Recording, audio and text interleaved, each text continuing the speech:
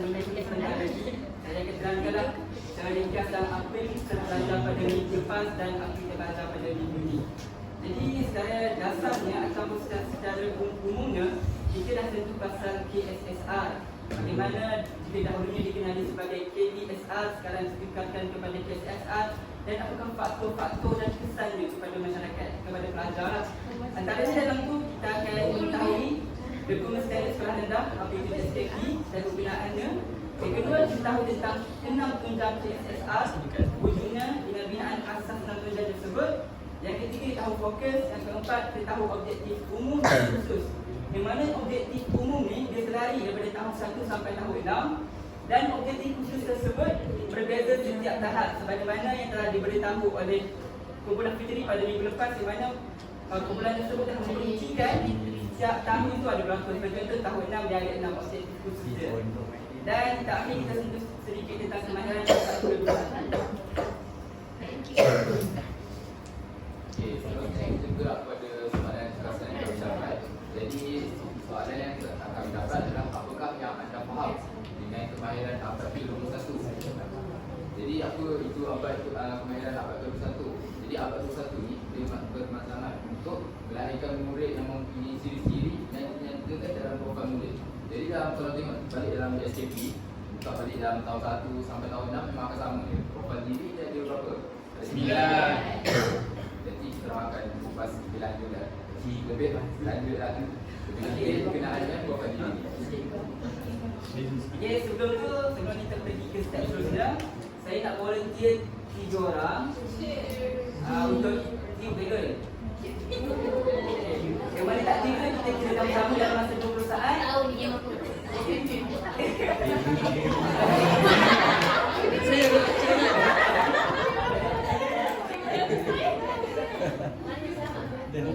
Bukan. Saya rasa Sarah macam pembina.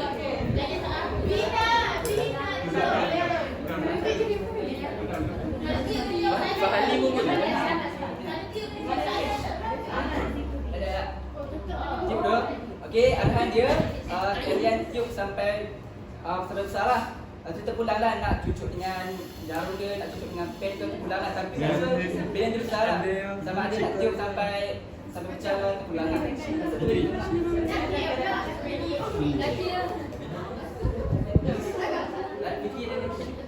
Okey, yang lain yang tak dapat minum kira sama-sama. 1, 2, 3 mula.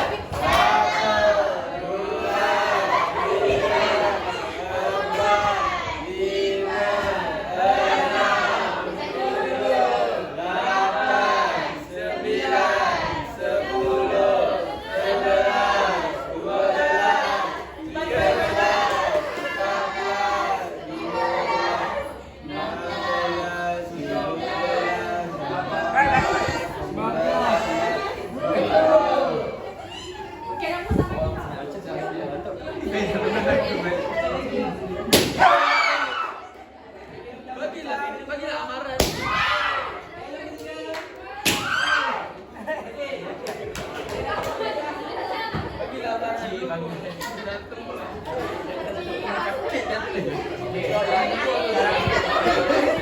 minta pakai ya. Okey, sekarang ni siapa yang dapat kertas sangat-sangat? Kita orang je kan? Okey, 2 orang. 2 orang. Bangun dah baca kau kan? Tak ada, dia tak ada. Rumah ni kan? Abang itu 21. Abang berita kita pada ni.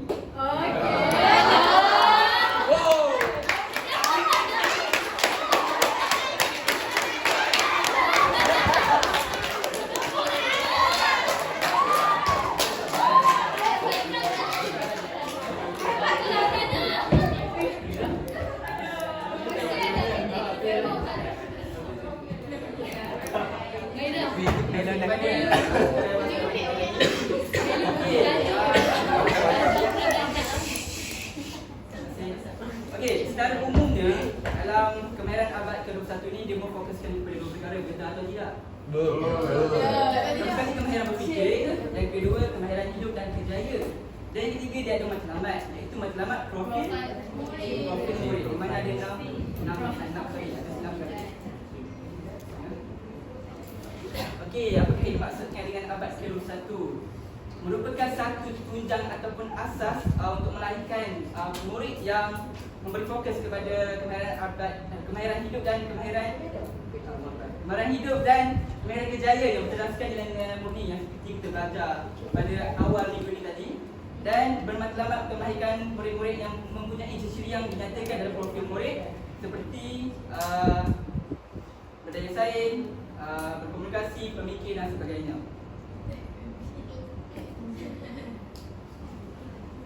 Jadi antara perkara yang ada dalam apa ni, kita punya kemahiran berfikir tadi, antaranya ialah kebat. Apa yang dimaksudkan dengan kebat? Iaitu Aras tinggi.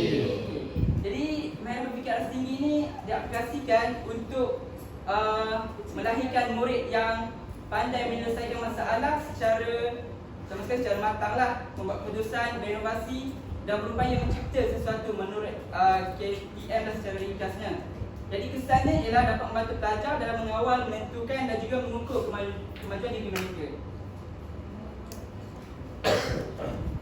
Okey, seterusnya adalah PAK21, iaitu strategi pengajaran dan pembelajaran. Jadi PAK21 ini merupakan salah satu kaedah untuk meningkatkan persaingan antara murid-murid. Dia berlainan dengan kaedah konvensional yang guru lama pakai.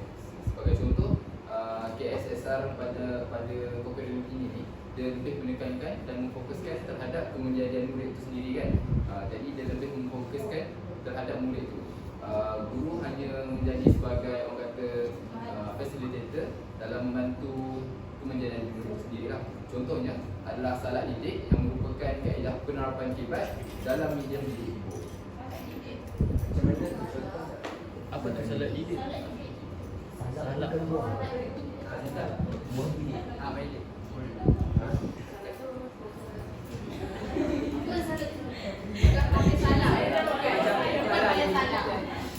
Yang digunakan dalam menerangkan apa itu kebat dalam macam nak terang kepada pelajar, dia guna kaedah tu lah untuk ni lah, untuk mencapaikan kebat.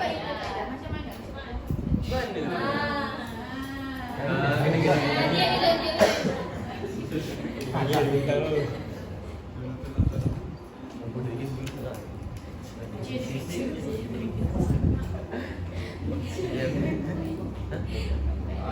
Jadi pendekatan salat didik dia ada dua elemen penting, iaitu dua elemen didik itu yang diperkenalkan dalam pengajaran dan pembelajaran yang menyerahkan unsur-unsur yang menarik lah. Sebagai contoh, orang kata guru membuat permainan sajak dalam kelas.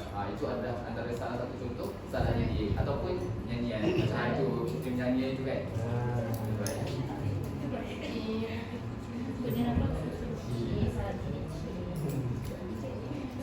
Itu adalah kemahiran dan bekerjaya ini. Jadi kemahiran dan bekerjaya ini fokuskan kepada luar daripada bidang aktiviti sendiri lah.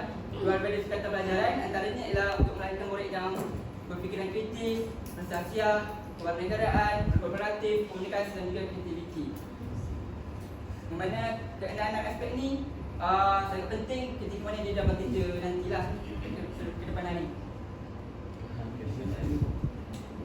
Di profil murid ni ada 9 perkara. Yang pertama ialah berdaya tahan, mahir berkomunikasi, pemikir, kerja berpasukan, bersifat ingin tahu, berprinsip, bermaklumat, penyayang ataupun prihatin. Yang terakhir sekali ialah bersifat patriotik. Jadi sebelum kita menelusuri profil murid itu apakah kaitannya dengan DSK yang kita belajar sekarang, saya nak tanyalah soalan tu, apakah punca berlakunya pencemaran udara dan cara untuk atasinya?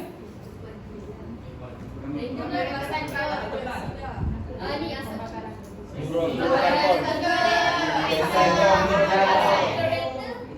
Zuharul Fasad. Itu maksudnya apa? Kasabat Aidin.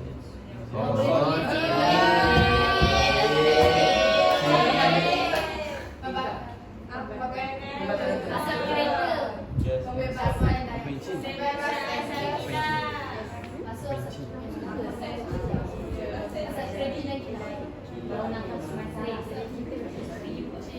Satu lagi. Yang Yes, Erso. Kita mana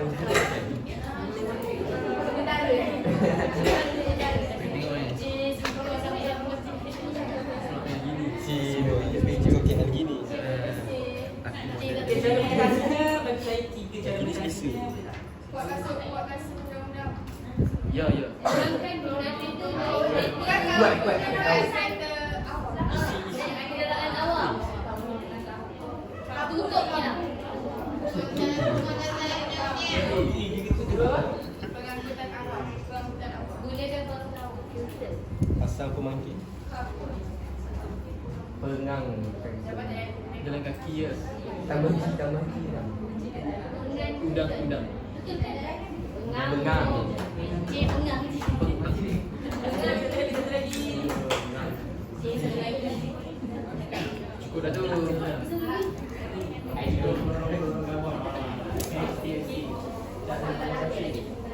Pantang kowe kau. Ada boleh saudara. J pasal belakang. Cik tak ada menafik. Kita dah tahu apakah punca dari pencemaran udara dan cara untuk mengatasinya. Sebenarnya konsep ini kita telah secara tak langsung telah mengaplikasikan perkara-perkara yang ada dalam profil murid tersebut. Yang pertama sekali ialah profil murid iaitu tentang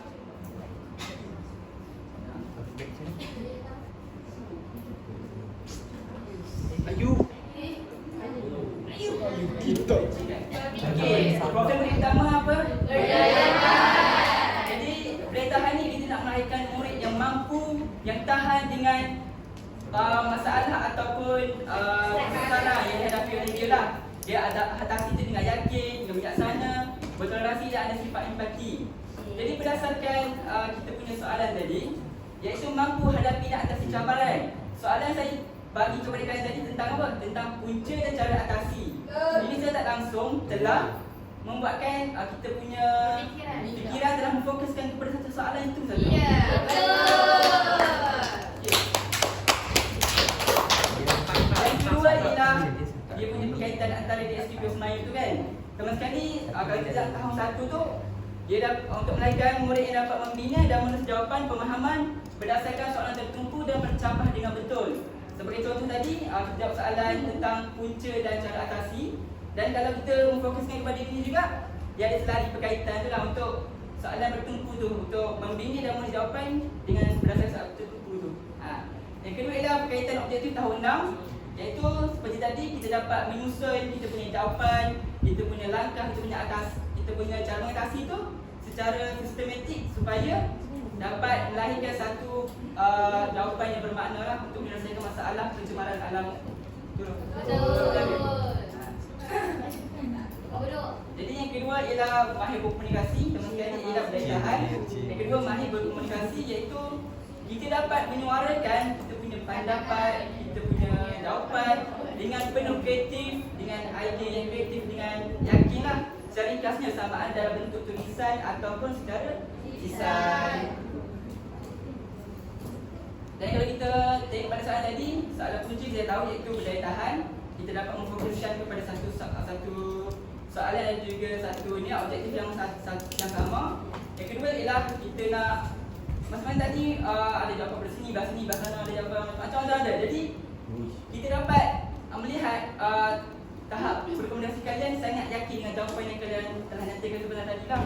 Dan kalau kita tengok dalam DSKP tahun 3 dan tahun 6, tahun 3 iaitu berinteraksi untuk mendapatkan dan menyampaikan maklumat sebagaimana kita dah lakukan sebentar tadi. Dan tahun 6 kita buat soal jawab untuk membuat rumusan dan keputusan lah sebagaimana kita buat cara meditasi dan punca dari kita bincang tadi. Dan seterusnya saya serahkan kepada saudara. Okey, seterusnya saya akan mententangkan profil diri, iaitu pemikir. Jadi apa yang dimaksudkan dengan pemikir? Pemikir ni adalah satu kemahiran ataupun kebaikan seseorang dalam menangani masalah yang kompleks. Bermaksud kat sini hal ini maksud seorang individu tu mempunyai kemahiran ataupun kebaikan untuk menghasilkan buah fikiran atau buah idea yang bernas untuk orang kata menyelesaikan masalah-masalah dan isu terkini. Sebagai contoh yang kita telah bincang sebentar tadi, yang ada buat soalan tadi kan, berkenaan dengan pencemaran udara.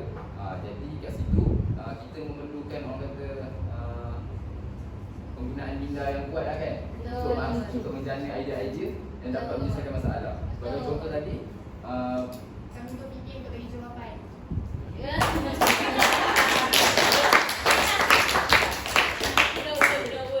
okay, selain daripada penghasilan idea yang baik, mereka juga mestilah beretika dalam membuat keputusan. Okay, mungkin idea yang dihasilkan dapat menyelesaikan satu masalah, akan tetapi adakah penyelesaian masalah itu menyebabkan ada kesan sampingnya? Maksudnya penyelesaian masalah itu tak berlaku secara total. Jadi perlunya penghasilan yang baik, penghasilan idea yang baik. Jadi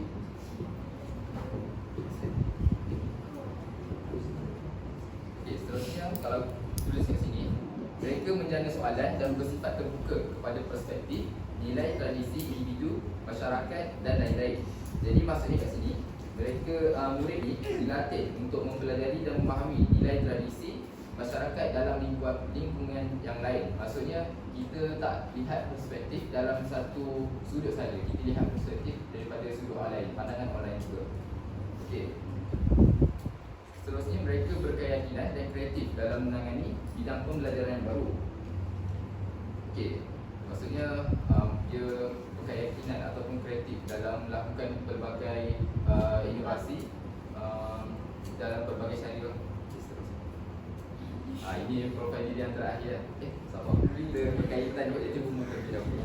Jadi kita tahu kalau kita scroll dekat SKP tu kan, dia ada dua objektif. Iaitu yang pertama adalah objektif umum dengan objektif khusus. Jadi ini antara objektif umum yang saya dapat keluarkan berdasarkan profil diri pemikir. Yang pertama adalah bercerita, berbincang dan mengemukakan pendapat tentang sesuatu perkara daripada pelbagai sumber secara bertatap sila. Yang kedua, mencatat, menulis dan mengimla untuk mengaplikasikan maklumat dengan menggunakan bahasa yang santun. Okey, gerak pada profil diri yang terakhir, iaitu kerja sepasukan. Jadi kerja sepasukan adalah mereka boleh bekerjasama secara berkesan dan harmoni dengan orang lain. Mereka mampu menggalas tanggungjawab bersama-sama serta menghormati, menghargai sumbangan yang diberikan oleh setiap ahli pasukan. Okey, kat sini bermaksud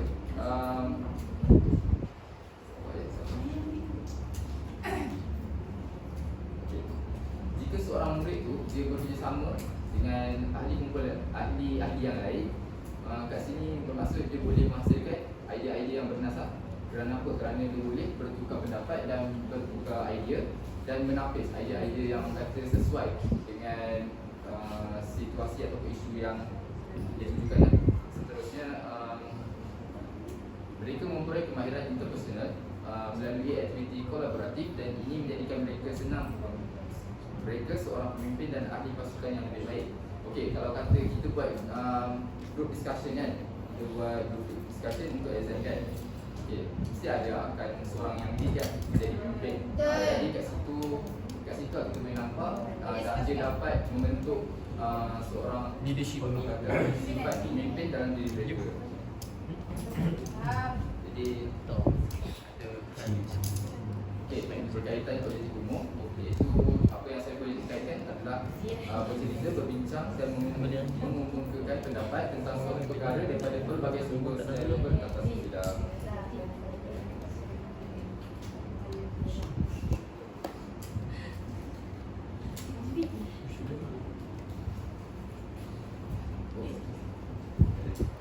Okey, ini pula saya kaitkan yang tadi tu, apa, kerja pasukan dengan objektif kurikular bahasa Melayu tahun 5. Yang pertama, bersoal jawab untuk menjana idea dan menghasilkan idea baru.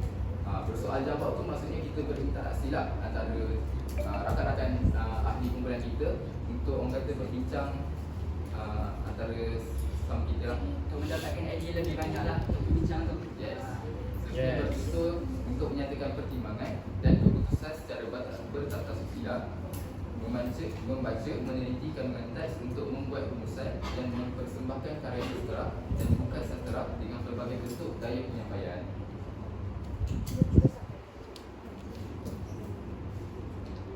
Okey, kita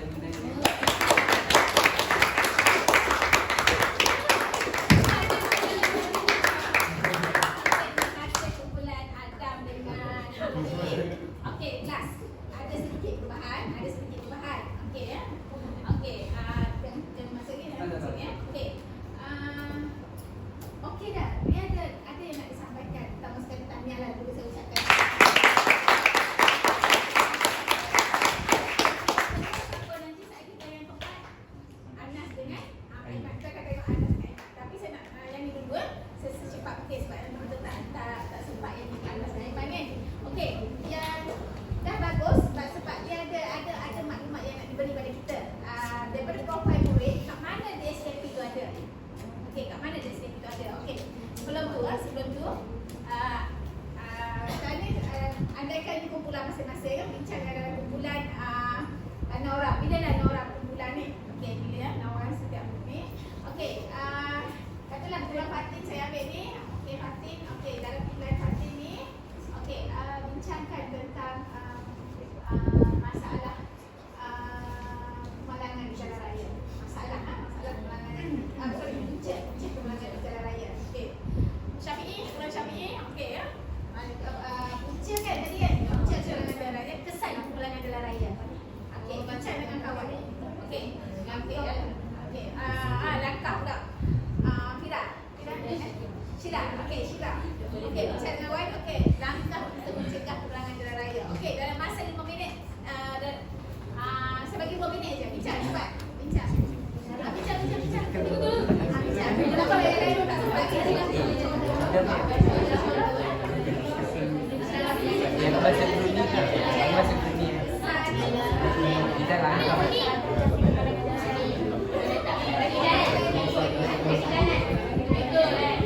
Lepas tu letak signboard.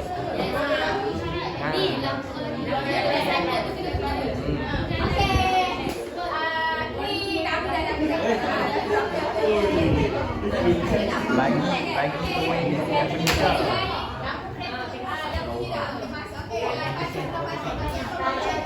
Lampu tu yang sesuai. Okey. Yang kedua lampu berkaitan. Okey. Traffic light rosak. Okey. Keadaan jalan licin. Okey, itu punca. Kesan Menyebabkan fatal ataupun maut, kemudian menyebabkan kesikalan lintas, dan yang terakhir menyebabkan kecacatan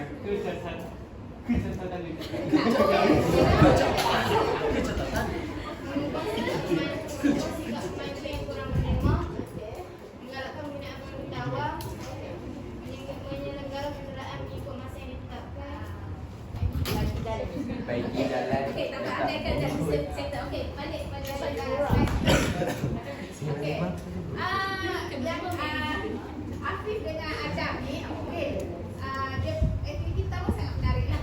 Okey, dia dah menarik. Sebab dalam aktiviti tu boleh letak soalan lain. Adam dia nak buat tajuk je sebenarnya. Tapi sebenarnya boleh tak soalan. Tanya, okey. Kemudian ambil soalan ni. Dalam kelas memang buat macam tu. Sebab itu internet. Katalah Adam, okey, dalam soalan tu, dalam belo tu, dia kanak-kanak dia suka murid-murid ni dengan psikomotor, kognitif dia, emosi dia. Tadi tak bila Adam dengan Afif suruh murid dia ni tu kan, lepas tu kawan dia, lepas tu nak apa tu? Nak bercakap. Okey, nampak kawan-kawan ada pula pergi tolong. Kita sama kat situ. Tolong dalam tu ada soalan. Okey. Soalan tu cuba letak soalan yang mereka berfikir sama-sama. Apa yang kita nak? Komunikasi, kolaborasi semua ada dalam tu. Berfikir dan sebagainya semua ada. Tadi mereka berfikir dah. Bila jadi sangat menarik lah yang ni kan. Okey. Bila ada ambil yang ni, ambil apa? Ambil yang ni. Punca. Okey, lagi. Bukan, nanti lepas. Okey, lagi. Okey. Ini menarik. Okey, berdaya tahan. Ada cerita apa maksud daya tahan. Okey. Yang ni berdaya tahan ni. Okey, kalau dalam setiap apa yang ada dengan Hafiz cerita profil buat sampai buat sampai aktiviti. Buat sampai aktiviti. Artinya Anas dengan Aiman buat sampai aktiviti sepatutnya. Yang lain-lain pun macam tu. Bila satu-satu tu buat sampai aktiviti. Supaya bukan jadi tak perlu Anas dengan tak perlu Afif dengan Adam baca benda tu, tak perlu. Tapi buat melalui aktiviti. Okey, kita jelaskan. Ini maksud dia yang tadi. Apa yang dikatakan pemikir tadi, macam contohnya. Apa yang dikatakan berdaya tahan. Melalui aktiviti yang kita lakukan, sama juga bila kita, itu ialah strategi banyak memusatkan murid, memusatkan bahan. Bila murid terlibat memusatkan murid, dia sama-sama. Tapi bila ada dengan Afif bagi bahan tadi, dia memusatkan bahan. Katalah dia bagi pula helayan, okey, baca tu kan, baca daripada helaian yang cikgu bagi tu baca apa kata nama dalam tu. Itu berpusatkan bahan. Maknanya dia nak fikir kemahiran berfikir murid melalui bahan yang diberikan. Kalau pendekatan buat bilik darjah, okey jom murid-murid kita keluar bilik darjah. Okey, cari kat bilik darjah ni. Saya tergabung. Katalah saya sebut kata nama. Okey, ataupun apa yang kata nama yang ada di sekeliling kita. Okey.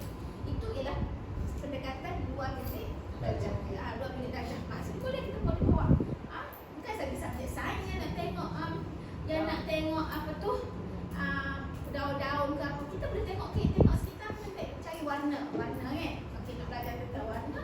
Okey, kaitkan dengan sifat dan sebagainya. Okey, jumpa apa kat di luar bilik darjah ni boleh tengok. Kita cari. Okey, seterusnya. Okey, kalau yang ni memang cantik dah ni berkaitan objektif. Okey, yang ni memang cantik objektif. Kalau boleh spesifikkan, kalau tahun 4 mana SKSP yang kita ambil? Okey, katalah membina dan menulis jawapan pemahaman berdasarkan soalan. Okey, ambillah SKSP. Kemahiran menulis. Okey, menulis. Okey, macam mana dia nak susun? Nanti suruh murid tulis satu-satu. Macam mana dia nak susun? Okey. Maknanya tutorial kita tak nak cakap tau tutorial. Kita banyak melakukan aktiviti dan melalui aktiviti itu kita meneguhkan. Kita sebutkan melalui aktiviti. Okey, macam mahir komunikasi dah. Okey, dia dah mahir komunikasi, dia boleh terangkan, boleh mencerah. Salah satu tadi boleh saya dah bagi. Okey, mana dia boleh kalau nak mahir komunikasi lagi bagi satu isu. Okey, jelaskan macam mana cara-cara nak mengatasi kemalangan raya dan sebagainya. Macam mana dia nak komunikasi. Dia nak luahkan idea fikiran dia. Okey, ikut dia. Tapi kita tak baca lagi benda ni. Tapi kita bagi aktiviti. Bagi aktiviti, okey, macam tu lah. Jadi kita cerita lah. Inilah macam mana dia boleh mahir berkomunikasi. Ada aktiviti. Kalau kita baca saja, semua orang boleh baca. Tapi apa yang kita nak tunjukkan, inilah dia komunikasi dia boleh tahan. Jadi dia yang ditunjukkan oleh Afi dengan Adam ni melalui SKP. Cuma tak ada SKSP je. Kamera darjah ni berinteraksi dalam kamera berbentuk. Betul tak? Kita dah ambil dalam kamera berbentuk. Mana macam mana dia boleh cerita ataupun buat dialog, lakonkan situasi. Adam kata dengan Afi kata okey, lakonkan situasi di pasar ke di mana ke, kita nak kaitkan macam mana dia boleh mahir berkomunikasi. Ada tak ada idea ke situ, tak ada idea gagap. Tapi kita sebagai cikgu nak latih dia berkomunikasi. Nanti SKP ni lah. Dah cantik dah, cuma sikit lagi.